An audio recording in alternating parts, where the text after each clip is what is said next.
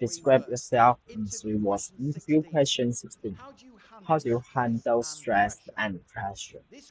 This question is being asked to assess how you react to stressful situations, especially when there is a time constraint involved.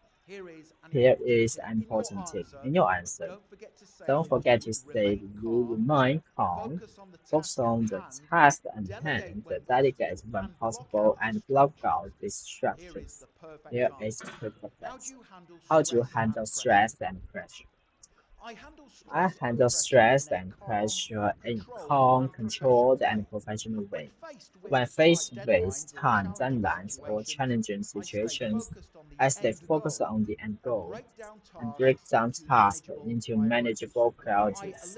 I eliminate distractions to manage my time effectively and maintain a clear plan of action to ensure work is completed to a high standard.